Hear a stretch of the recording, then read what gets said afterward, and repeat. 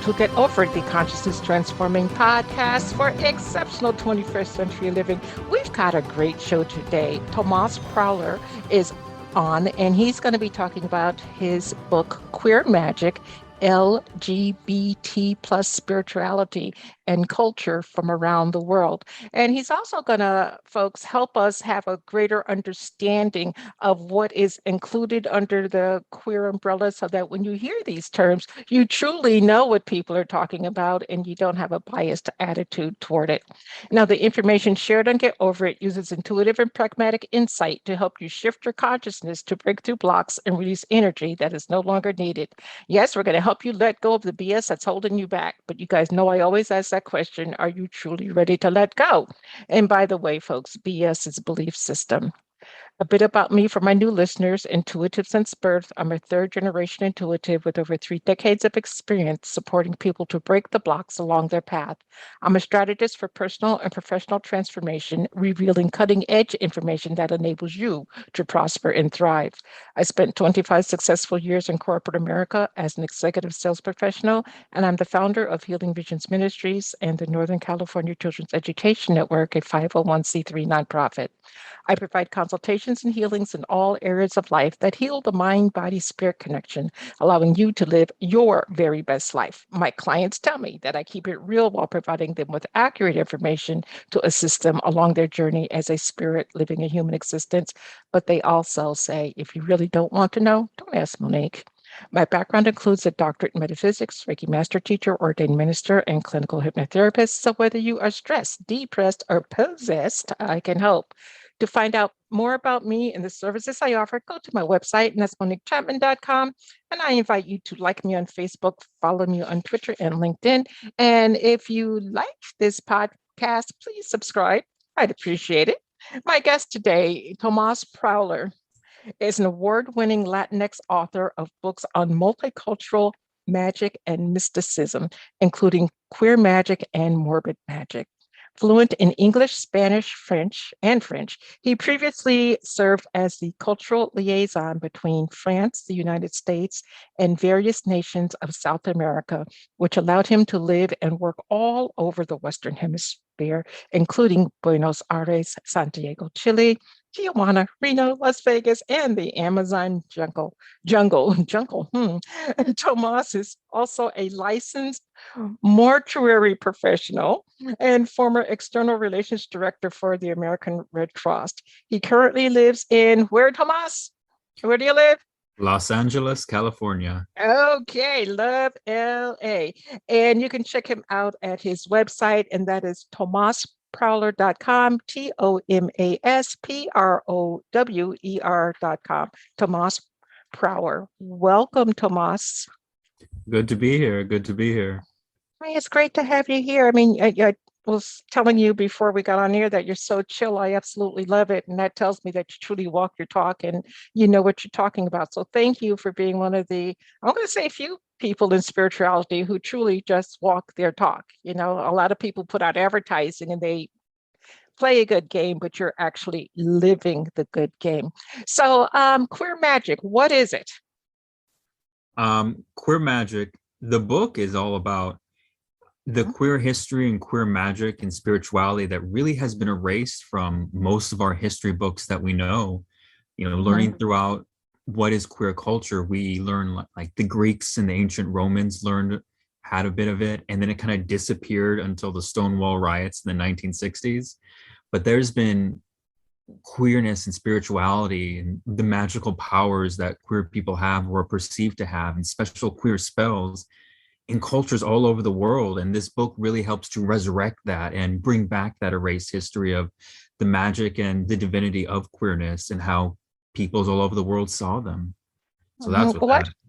Okay, why do you think people were so in a hurry to erase this knowledge and to keep it hidden from us? Because as I was reading the book, I read a couple of things. I was like, oh, really? I mean, and I'm completely on board, but I had no idea. It's really the old reasons of why all peoples are erased, really. It's a sense of power. People want to marginalize people and put people down. And really, especially nowadays still, just fear of the feminine and just this hyper toxic masculinity that grows up, because it's it's a sense of control and it's a sense of power. And if you can put down people, and these people who have magical powers, or these people who are different and special, if you can point out that differentness and say, oh, that's a bad thing, then that differentness becomes ridiculed and becomes weakened. So it's all just power struggles all over Why the is it, world. oh, why is it that they feel that feminism has to be weak? I don't get that. We're warrior women. That's exactly the point. It's because it's so strong that it is very threatening to the male ego, the male Uh-huh, power. I mean, women bring life into the world. Women, have a lot more say in it, a lot more, I think, a lot more wisdom and a lot more just intuitiveness with both the earth and physical realms. And they're more important. I mean, even a biological sense, a woman takes 9 months to deliver a child, and a guy could, uh-huh. bang out many children in that Yeah, time. in that 9 months. Yeah. Yeah, so one woman is that much more exponentially more, valuable to society. But it's because it's so powerful that you have to put it down, or you have to put it in a negative spin on it in order to raise, the masculinity up. It's an old case of, well, we're going to tear you down to make us bigger, rather than making us bigger and pointing out our own strengths for it. Just this very same old thing that men have been doing since time immemorial. Well, yeah, yes, they've been doing it since time immemorial, and I think that they just covered up everything else. When I was reading your book, you had talked about Dao De Ching, in the achievement through seemingly opposite action to create and understand who you are. And you said if you, I'm paraphrasing, if you look at the opposite of who you think you are, you can figure out who you truly are. Something I along those lines. Yeah, I think so too. Because a lot of us, especially when we're younger, we really try to figure out who we are. We come to this world and we think, who am I? What am I destined to do? What's my journey? What's my goal on this, life plane?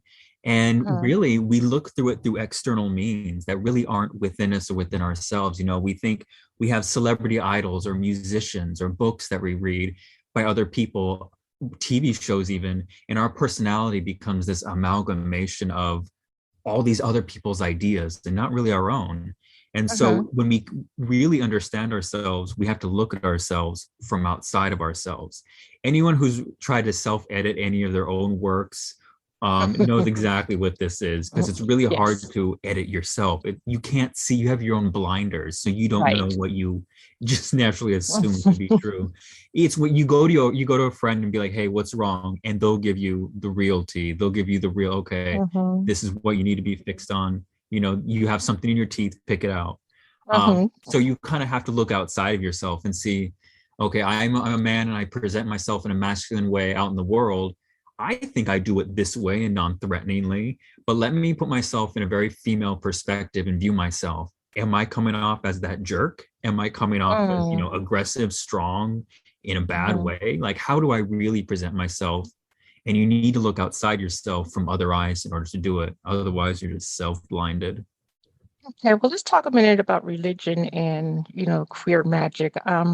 In my opinion, and this is just my opinion, religion just kills everything it puts its hands on because it's so regimented and it's so tunnel vision laser focused that if you don't fit into their constructs, you're an outsider. Okay, so that's just my perspective. But what I don't understand is you can go to any Catholic church, well, not any, but some Catholic churches, and you will see queer people there, and they're just, they're there with everybody else believing. And I'm like, wow, but they really don't accept you. So why are you doing that? Why are you pretending to be, or maybe not pretending, but to me, pretending to be part of something that really doesn't want to accept you? I mean, that's a human psychology problem that a lot of us suffer with. And I don't say us as like just the queer community, but just us as living Uh-huh, beings. It's very hard to go out on your own and try something different than what you've always known. That takes a lot of uh-huh, courage. That's very punk rock. So it's a lot easier to just fold in. I mean, if you've ever been in a bad relationship and you're scared to move on because it's all uh-huh. you know, or you have bad parents that abuse you and like just terrible, say you're nothing and give you no nurturing, but still you love them, and oh, my mom, I care about her, even though they're awful people. I mean, Mhm. it's just safer. It's all rather than to say, I'm going to strike it out on my own. I'm going to find something that works for me. I'm going to be alone and independent for a while I do this in uncharted waters. And that scares the hell out of people. So Mhm. it's a lot easier to just stick with what you know when, the devil is a lot friendlier and a lot easier to deal with than the devils you possibly don't know. Yeah, or the devil within your own head because you're thinking things that you don't control. In reading your book, I discovered Pele, and I didn't have any idea about Pele's sexuality. And then also what the Ayatollah Khomeini did. So could you talk about those two? I know they're two different worlds, but could you talk about those two? Yes, they're two very different worlds, and because if you go back deep into every culture around the world, there is queerness. I mean, queerness has Hmm. been a part of Hmm. humanity, so it's all in our mythology too. And Pele, as in Hawaii, the goddess of most notably volcanoes and the eruption of them, she was the hot-tempered lady. She got very angry, very upset, very jealous. Trigger hair Hmm. temper. And yeah, but she loved all people. She loved women. She loved men. She loved the third gender Mahu of the Hmm. cultural of Hawaii.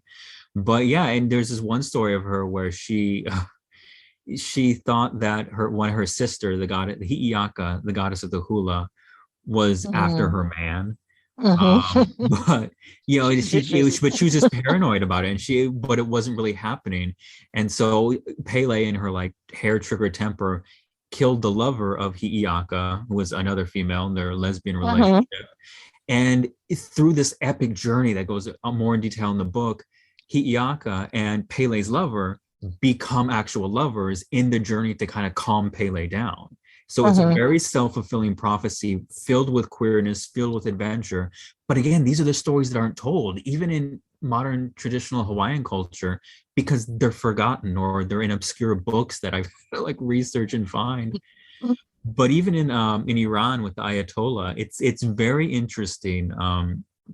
I'd say as a backhanded compliment, interesting, where Iran is one of the most very, very progressive nations in modern times to Hmm. be transgender accepting, but they don't accept transgender people, as, oh, okay, we're going to help you out, we understand. It's, Hmm. if you, to them, mind you, this is that world set, that very, very dogmatic Islam, not all Islam, but this heavy state controlled version. Hmm. um if you believe, to them, you're crazy, you're in the wrong gender, what are you thinking? You're a sinner, that is Hmm. bad, that is evil. Hmm. So to help purify you and fix your mind, we are going to give you this transgender surgery completely for free on the state dollar. This way it cures the sinner by having the mind and the body act in tandem. So it's fascinating that despite being Interesting. super conservative and super intense with the Hmm. spirituality of their Islam, the Iranian government sponsors so many transgender reassignment surgeries for free in order to help them. Granted, help Hmm. them, fix them, not be a sinner, but still, it's fascinating how different people, the mental gymnastics people play to justify things. But yeah, and that's just one example of things all over the world. It's truly amazing. Now, on the other hand, the Gnostics, they were completely accepting. I mean, it's like, hey, come on in, we love you, we accept you just as you are. Are there other um, backgrounds that also accept readily as opposed to, putting their thumb on you and holding you down? I would say honestly, most cultures did, until around colonialism started happening. I know everyone like says Hmm. colonialism for everything, to where it's kind of become a buzzword, but it's true because Europe was in a very Reconquista move. Very, we're going to take back Christianity, when they started exploring and started landing in other places. So the colonized cultures got really heavy-handed timing with that. Hmm. So, but every culture it's been, I know one that really stuck out in my mind was, that stays with me to this day, is up in Russia, modern day Russia, in Siberia, there's the Chukchi tribe. Hmm. And they have this sense of shamans with magical powers. And if you're a male shaman, then you have all the powers of the universe of masculinity. Women Mhm. have all the powers of femininity in the universe. But then they have non-binary shamans who are feared the most because if you are Mhm. neither male nor you're female, then you have all the magical power Mhm. of all the universe. You can transcend male and female and double the power. Mhm. So, and it's fascinating because there's a lot of kids nowadays, they so desperately want to find their sub genre of Mhm. what they are so they can stamp it and say, I am this. And that's Mhm. fantastic. And if it works for you, great. But when you put yourself in the categorization box, you are simultaneously saying, I am not everything that is outside this box. And it does limit yourself in a very strong Mhm. way. But the Chukchis, by saying, I am everything, I am not going to put any labels on myself. Therefore, I am everything at the same time. And there's nothing out of bounds in the universe for me I can tap into. And that kind Mhm. of acceptance of the mystery and acceptance of just the fluidity of not having a label is very magically powerful in their culture and really magically powerful in modern psychology if you can live your life so authentically like that in any culture. Well, how can we today, and I'm going to ask you about different terms in a moment, but how can we today live that type of lifestyle where we're not identifying he, she, male, female, but we just are whom we are? How do we present that to the world? It's tricky because like the first questions, there's a duality that you have to play with society because there's how you see yourself, but there's also how others see you. Uh-huh. And those two have to be in balance in order for society to kind of function at all. And really, it's just giving people the benefit of the doubt. If you want to be presented in a certain way and excuse me as I burp, Uh-huh. you want to be presented in a certain way, you can go ahead and tell people, remind people. And it's very important because you should stand up for yourself and live the life you want to live. But you have to understand it might take time for people to get used to something, especially if they've known you a certain other way. It may slip Uh-huh. up. And just knowing that it comes from a place of I'm trying to learn and it might just take some time, Uh-huh. giving that benefit of the doubt allows it to be a lot more smooth. But if you become that very person like gets angry immediately and starts doing things, that's not, no one wants to talk to that person at all, let Uh-huh. alone listen to them. So you Uh-huh. have to do it in that duality way. So be who you are, but understand that the world, and especially not everyone in the world, will accept you, and you have to be okay with that. Because there was a campaign, I think a decade or so ago, where it was, it gets better campaign for a lot of queer youth, and just saying Uh-huh. anti-suicide campaign, live life, it gets better, you'll get through these dark times. And the truth is, it doesn't get better, you Uh-huh. get better You, as you yeah. grow into your own and you become your own person and powerful. You stand up for yourself more, you Uh-huh. have agency in your own life. And when you can command that, life does get better. And especially if you don't care what other people think, be yourself, say who you are, do what you do, but understand that it's not going to be accepted by everyone. And knowing that, Uh-huh. a lot gets so much easier in life. Well, I think sometimes some ethnic minorities might have a closer identification with that. Some don't, but I think some may have a closer identification because I'm a Black girl and I went to an all-white school. So guess what? I was the only dark thing in, 400 kids. And that can be quite interesting. So I can't imagine back then in the 50s how it would have been if I was, other than heterosexual at that time. I know many kids that I grew up with who did come out, they ended up killing themselves because they just couldn't take the pressure of family not accepting, then friends not accepting. And for whatever reason, they couldn't or wouldn't go to a region where they could be accepted more. So it's quite interesting. But I want to change gears for a second and talk about different terms within the LGBT plus community. Because I think that people, some people make jokes about LGBTQIZ, whatever, Right, and I think right. that's horrible because you're, denouncing who someone's claiming to be. But talk to us how different people identify and what it means, please.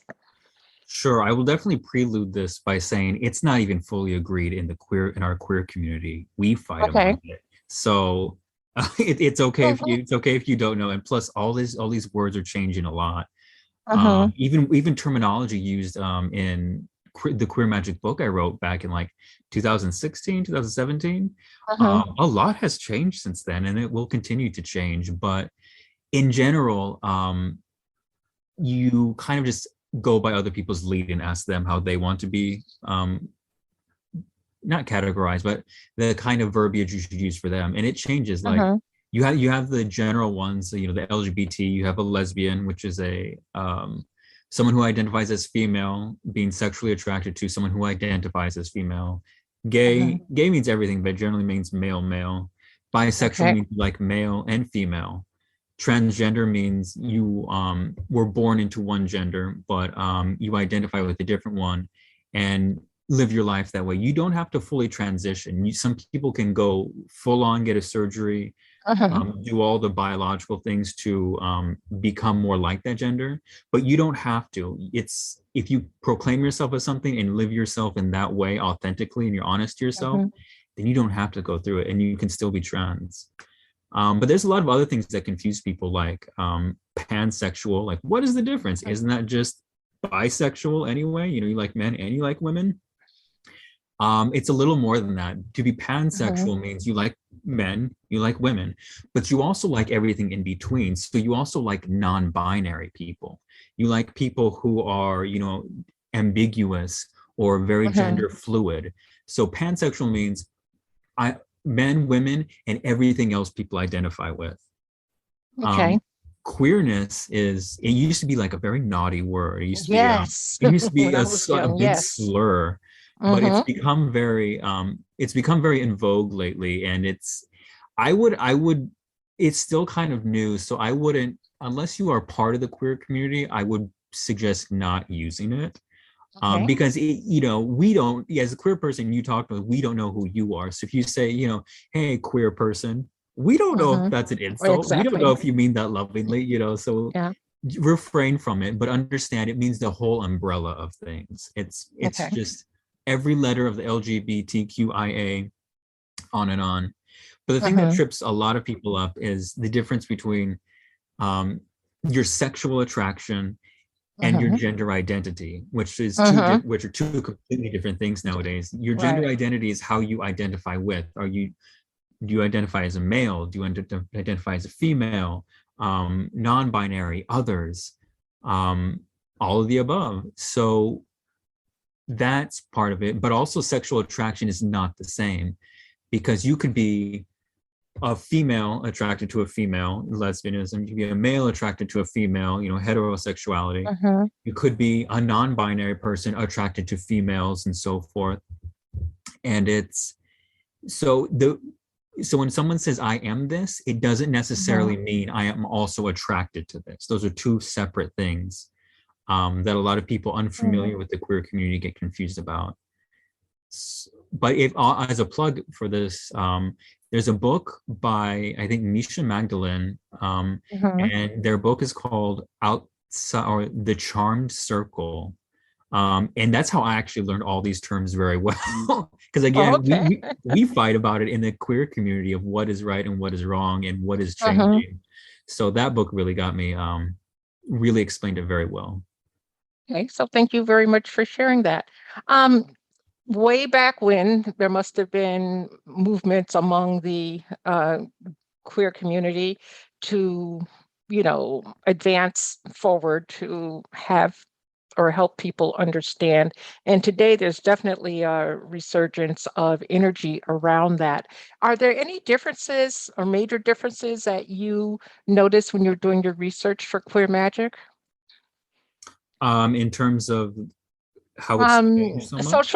Yeah, today it's starting to be more accepting, and though you have more terms, back then it was like accepted in some ways, but other ways just swept under the rug, so to speak. Oh yeah, I mean a lot started changing in the 1960s, in general, but Mm-hmm. it's really the violent. All props to trans women of color and them taking bricks, throwing them at cops, and inciting a violent riot is the reason why we can be as free and open as today. Without that violence, Wow. without those cops being beaten by trans women, Mm-hmm. we would not have the freedoms we have today. So a lot happened back at Stonewall on a sonic repercussion levels. And because of that, we got more bold. Really, we were, when I say we, as like the community way back when, Mm-hmm. we're just sick Mm-hmm. of it. And that's why trans women of color were our leaders, because, you know, you could have a white male who could pass. So therefore, Mm-hmm. they didn't really have to fight for their rights because they could live double lives a lot easier. Mm-hmm. But if you're, you know, if you're queer, trans, and you're black, oh my Mm-hmm. God, you know, you can't hide. You Right. know, there's nowhere you can go. You have to live authentically. It's the only way you Mm-hmm. can exist. And Mm-hmm. so there's nothing left but to fight back when you're in that kind of a situation. And boy, did they. So because of that bravery, we have all the voice options that we have today. And it's more, and very, very jadedly, it's now capitalized upon. Companies have found it better. They can make more money by helping us Mm-hmm. rather Mm-hmm. than pushing us down. So really, is it insincere? Is it inauthentic? Absolutely. But Yes. still, you know, and a lot of people, I see a lot of things, you know, when Pride season comes, you know, and everyone has the rainbows, all the corporations throw out the Mm-hmm. rainbows, you know, gay people, give it, you know, give us your money. Mm-hmm. Yes, it's absolutely shallow. But the other hand, think of the young kid on the line, walking through the malls, seeing all the pride flags. Think of how much more inspired, even insincerely, Mm-hmm. just being recognized. Right. Imagine if, you know, us as older, you know, the elder queers grew up with that kind of acceptance, even if it was insincere, just seeing that. Mm-hmm. Yeah. It's not all bad. It's not all bad. But yeah, I mean, even politicians, like, you know, people have to quote unquote evolve on their ideas of accepting queerness and backing queer marriage, you know, Mm-hmm. right when they didn't have another election to have to win. And it's Well, like all, I mean, it's all yeah. politics is almost insincere with it. All Oh, all of it corporations is. are All of insincere it with it. is. All of Yeah, it so is. I mean, you look at TV and you see the commercials where there's a supposed gay couple by their interactions. That's what you think that they are. And then they're promoting something where 10 years ago, that company wouldn't have gone anywhere near them. Okay, oh they my were God, yes. outcast. Okay, complete outcast. I shared with you before we went on air that my youngest son is gay, and he didn't come out to me until he was 24. And he did it in a very interesting way. Now, I knew he was gay when he was born. This is the weird thing. My husband and I had the biggest argument of our lives over this kid's name. And I said, no, because I got to call him Julie. And I had nothing against, gay people or anything. So I was like, no, but I didn't know why I was fighting so hard for that. And Mhm. then at age 5, I was helping out in the classroom, the kindergarten classroom when I was in town. And the teacher told everybody to draw a picture of himself. And my son and 2 others drew pictures of themselves in skirts. So I was like, Oh, oh, wow. okay. So, that told me. And then at 24, he had his tonsils out. And of course, he wanted me there. So I'm sitting in the recovery room with him. And he goes, Mom, hand me my pants. So I give him his pants. He pulls out this note and he goes, Here. And the note said, and I still have it. I have it in a book I was reading at the time. It said, I know you know this, but I'm gay. But Ah, don't tell dad yet because I don't know if he'll like me. So I went home and I had a strong, conversation with my husband. And I said, I don't care what you think. Okay, this is your kid. You're gonna love him. You're gonna tell him, And my husband was on board because he has many family members in his family that were gay. But it was just really funny how he was afraid all of those years to come out. And then when he did, he had to do it when he was under the influence, so to speak. And I guess he was afraid of that acceptance. And I told him, I hope you find somebody who loves you just as much as I love you in the story. But it breaks my heart that another friend of his came out to his parents and his parents disowned him. oh Like, God. get out now. He stayed with us for a little while. It was just, it's amazing how people are so blinded that they won't even accept their own flesh and blood, what they've created to bring into this world. And I don't know what the cure for that is. I mean, I don't know either. And you know, why wiser people than I have tried to figure that out too, and to no avail yet. But it's just Mhm. it's really just fear. I mean, all hatred is really just end up at the end of the day. It's Yeah, fear fear. and it's uncomfortableness of it. And really, if you're open to everything, especially to love, especially, quote unquote, unconditional, Uh-huh. and that's what it is. And you just have to love people. So there's some sort of weird unlove of the self. And really, if you it's get people to really love themselves, and then they can truly love other people. Because you can't love other people if you don't love yourself. And Yeah. those parents who don't love their children, there's something a lot deeper inside of them that they need to look at. Yeah. Well, RuPaul says it best, and I got to paraphrase because I don't exactly remember. But if you don't love yourself, how the hell are you going to love somebody else? You know. And Amen. on the subject of Ru, what are your thoughts? Because in my opinion, Ru has brought it to the forefront where people can at least see, even if they don't want to understand, even if they just look at it as entertainment values. What are your thoughts around that and what he's doing? Um, I would say that especially living in LA, RuPaul is very calculating, very, Uh-huh. very cold, very money focused. Uh-huh. With that said, he was an absolute trailblazer, especially in the 90s to be doing what he Yeah. did so openly. Uh-huh. And just in the face of everyone. He back then, very punk rock, very against the system, take it or leave it. Uh-huh. Um, and it was great. And by using that clout to do RuPaul's Drag Race, it's gotten a lot more accepted. And again, I'd say the same thing for, the corporate pride season. Is it Uh-huh. insincere? Is it all a big cash grab for Ru? Yes. Is he doing it Uh-huh. out of to get his farm even bigger that he does fracking on? Yes, Uh-huh. absolutely. But Uh-huh. is it helping people at the end of the day? Is it promoting people? Is it inspiring new generations to, again, go full circle with this, accept the femininity within, these queer boys, have people on TV in, suburbia Midwest see it and think, Uh-huh. oh, wow, we have these people. Because a lot of the issues I've seen with people is that they're against something unless it either happens to them or to someone they Uh-huh. know. So by Uh-huh. RuPaul putting this in everyone's TV shows, and you fall in love with these girls that you see, trying to make it and live their dreams on that runway, Uh-huh. you fall in love with them. They become it's a part of you in a way, and so you can't hate what you love. So he brought the love in and bringing it to everyone's room. So I support it, and I think it's great. Uh-huh. Well, he has other, agendas, but most people do.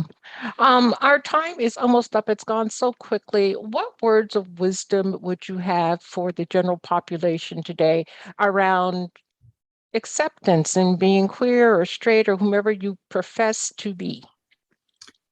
Overall, very simply, I'd say take it easy. I just generally take it easy. Take it easy on yourself. Take it easy on other people who are struggling through trying to figure out who they are.